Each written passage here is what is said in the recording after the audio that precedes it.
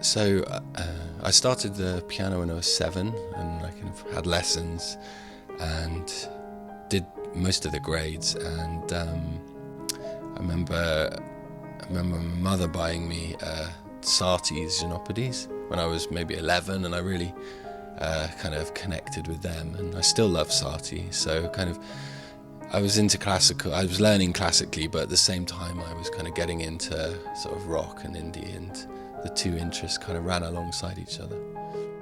Why do I love the piano? I find it a really kind of compulsive instrument to play.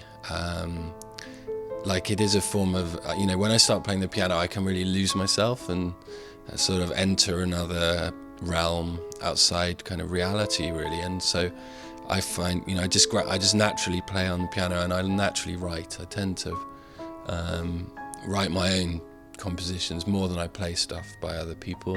I've done that for a long time. So I sit at the piano, and often I'll almost kind of improvise, and then out of that a tune will come, and then I'll gradually kind of hone it into something that I can play again.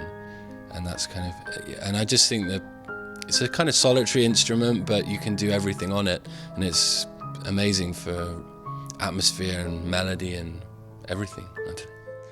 I've done several albums as Ralfe Band, which are kind of songs and instrumentals, but with drums and guitar and all sorts on there, as well as piano. And I think after the last album, I just felt like stripping it all back really to the kind of essence of my writing, which felt like being the piano. So I kind of set myself a challenge of, could I create a whole album just on one instrument rather than relying on all the kind of arrangement of a band to kind of keep the interest. So it was, I had a few compositions to start with, and it was a challenge. I almost wasn't sure I could do it at first, but I did, and I ended up writing a lot more than I used, and then just tried to form the album so that it kind of goes through, takes you on a journey.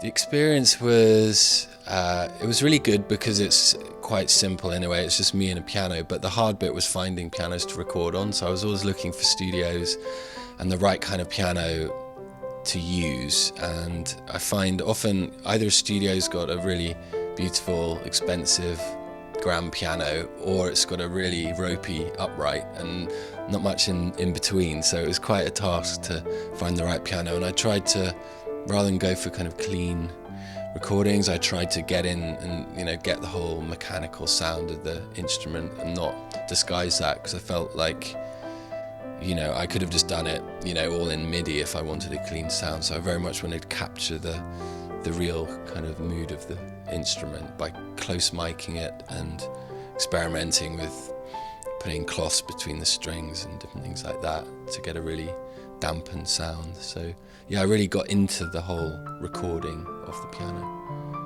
I had the album mastered recently, and also mastered for vinyl, so it's kind of exciting that it's a finished thing that you can kind of let go of and move on from in a way and sort of enjoy. And I'm excited about it being on vinyl because I think the kind of mood of it would really suit vinyl.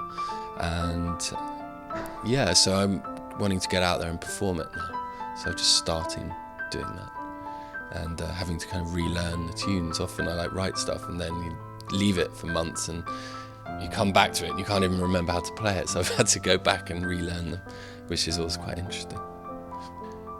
I've learned that it's great to just constantly write, and then as a process of writing, record everything I do. I just often would record on my phone.